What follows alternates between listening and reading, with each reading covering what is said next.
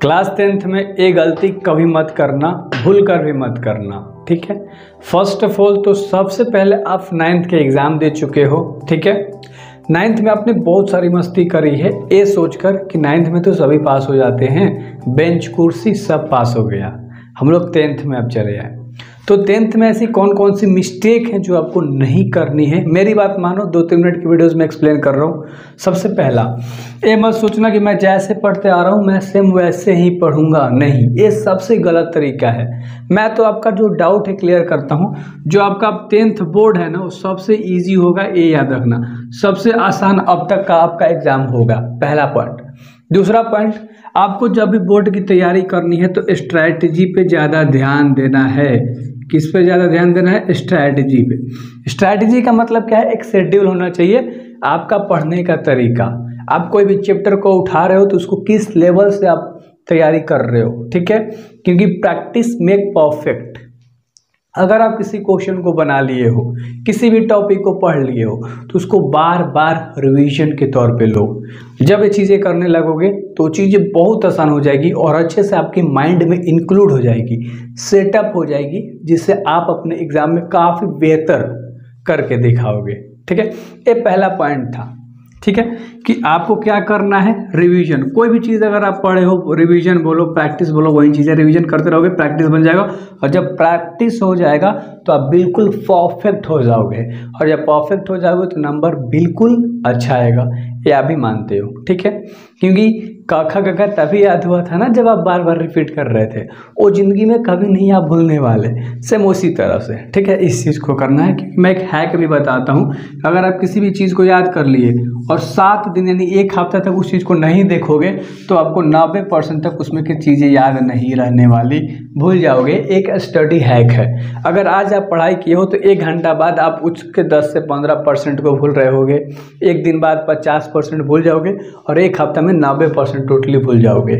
ठीक है, तो ऐसा मत करो कि आप थोड़ा सा लेजी हो जाओ। ठीक है, तो एक स्ट्रैटेजी मोस्ट इंपॉर्टेंट था, उसके बाद रिवीजन मोस्ट इंपॉर्टेंट है। अब किसी भी चैप्टर को स्टार्ट करना है तो उसको 2-3 भागों में ब्रेक कर दो। सबसे पहला इंट्रोडक्शन पार्ट, फिर कॉन्सेप्ट, फिर कंटेंट क्या क्या है, सारा चीज़ एक नोट बना लो छोटे से। ठीक है, कार्ड बॉक्स पे लिख लो, जैसे ताश के पत्ता होता है। मान लो एक कार्ड बॉक्स है आपका, ध्यान से सुनिएगा यार। ठीक है, आपका पूरा कंप्लीट कर दिया, कार्ड बॉक्स आपने तैयार कर लिया।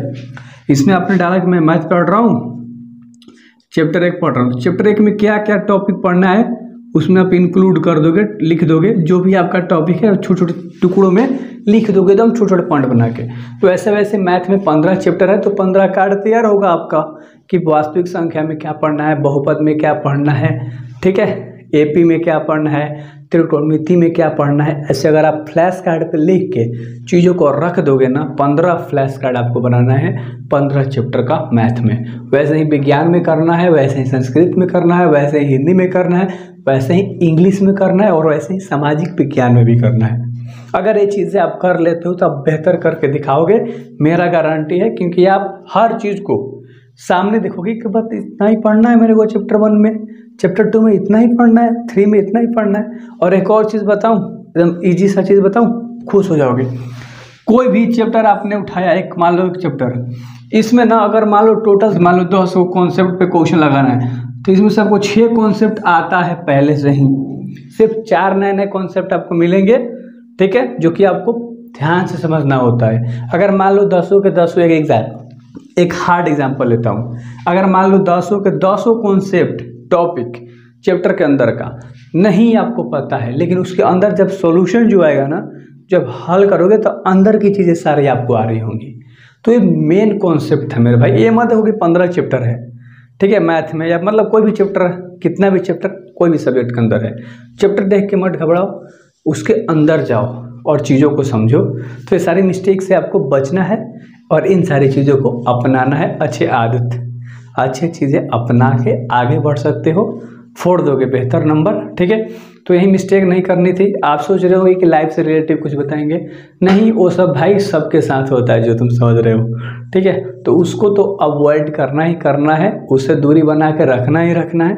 बट ये चीज़ें मैंने बता दी ना अच्छे से, आपको पढ़ाई किस लेवल से करनी है। ठीक है, वो सब चक्कर भाई वो तुम्हारे मेंटालिटी, माइंड सेट, ठीक है।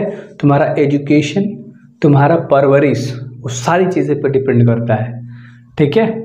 माइंड के थॉट पे चलोगे तो भाई कभी अच्छा पॉइंट पकड़ेगा ही नहीं है, हमेशा नेगेटिव पॉइंट की तरफ अट्रैक्ट होता है। सो इसे कंट्रोल में ला दो, बवाल मचा दोगे। Best of luck. बाकी आप समझदार हो ही, ठीक है। अगर आपको पढ़ाई में मन नहीं लगता, याद नहीं होता, तो आप सब्सक्राइब करके रखो, सारा चीज़ पढ़ा दूंगा, सब चीज़ पे मोटिवेशन वीडियो लेकर आऊँगा, सब चीज़ का नोट्स भी दूंगा, हर चीज़ आपको काफ़ी बेहतर ढंग से मिलेगा। सो बेस्ट ऑफ लक, मिलते हैं अगले वीडियोज़ में।